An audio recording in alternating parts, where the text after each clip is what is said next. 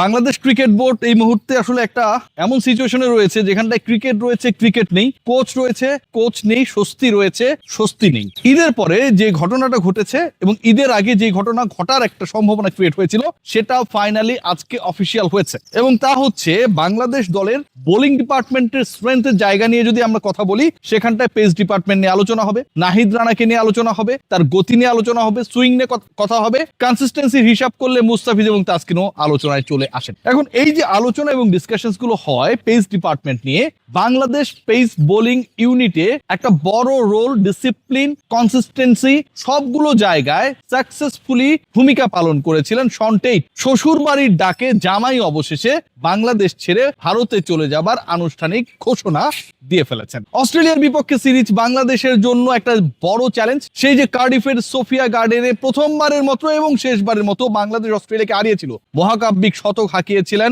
বাংলাদেশ ক্রিকেটের সবসময় ওয়ান্ডার বয় মোহাম্মদ আশরাফুল। তারপর থেকে বাংলাদেশ এই ফরম্যাটটায় অজিদের বিপক্ষে কখনো জয় রেজিস্টার করতে পারে নাই। এই মুহূর্তের বাংলাদেশ দলের পারফরম্যান্স, বাংলাদেশ দলের টানা 3 ওয়ানডে সিরিজ জয়, পাকিস্তানের বিপক্ষে, উইন্ডিজের বিপক্ষে, নিউজিল্যান্ডের বিপক্ষে অনেক বেশি আত্মবিশ্বাসী করে এই দলটাকে যে অস্ট্রেলিয়ার বিপক্ষেও তারা দারুণ উইকেটে, স্পোর্টিং উইকেটে একই ওয়েদারে লাস্ট সিরিজটা যেমনটা খেলেছিল হারিয়ে দেবে। তার আগে যদি আলোচনা করা হয়, ওই যে বলছিলাম যে পেস ডিপার্টমেন্ট বাংলাদেশের সবচেয়ে কনসিস্টেন্ট জায়গা বোলিং এ, সেই পেস ডিপার্টমেন্টের গুরু থাকছেন না, এবং তিনি যখন থাকছেন না, তার যখন অনুপস্থিতি বাংলাদেশকে কিছুটা হলেও চিন্তায় ফেলেছে, ঠিক সেই চিন্তা থেকে উত্তরণের ক্ষেত্রে এবং কনফিডেন্ট হওয়ার ক্ষেত্রে আমার কাছে মনে হয় অন্তত দু একটা নাম আপনাকে অনেক বেশি ইন্সপায়ার করতে পারে, এবং সেই দু একটা নামের একটা হচ্ছে মোসাদ্দেক হোসেন সৈকত। ওয়ানডেতে 2022-এর পরে 4 বছরের গ্যাপ এন্ড দেন ফিনিক্স পাখির মতো আবার উড়ে এসেছেন। মোসাদ্দেক সৈকতের সবশেষ যে পারফরমেন্স ঢাকা প্রিমিয়ার লিগ চলমান, সেখানটায় যেভাবে খেলেছেন, অলরাউন্ড পারফরমেন্স করেছেন, ব্যাটিং দারুণ করেছেন, 6-7 নেমেছেন,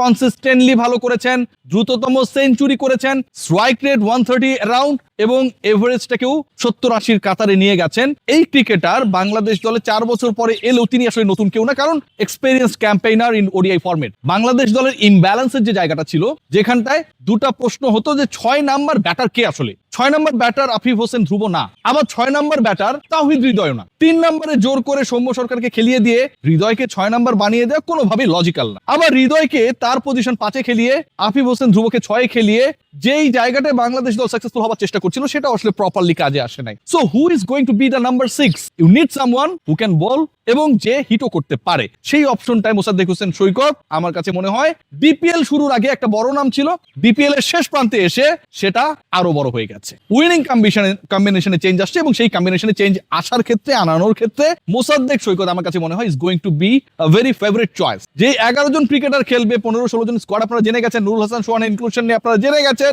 বাংলাদেশ দলে পারফরমেন্স সবশেষ 3 সিরিজে বাংলাদেশ দল অপরাজিত ওয়ানডেতে, সেটা জেনে গেছেন। অস্ট্রেলিয়া চলে আসছে 9, 11, 14 তারিখে ম্যাচগুলো হবে, সবই জেনে গেছেন।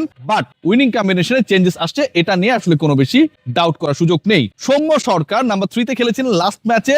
বাংলাদেশ দল সব যদি ঠিক থাকে, তাহলে সৌম্য সরকারের যে ব্যাটিং পজিশন, সৌম্য সরকারকে ডেকে এনে নাম্বার 3-তে খেলানো, সেটা থেকে আবারও সরে আসছে। এই গোলক ধাঁধা থেকে বের হচ্ছে যে দুজন ওপেনারকে নিয়ে আমরা আসলে আলোচনা করি, তামিম এবং সাইফ হাসান, তারাই আসলে বাংলাদেশের হয়ে উদ্বোধনী জুটিতে কাজ করবেন।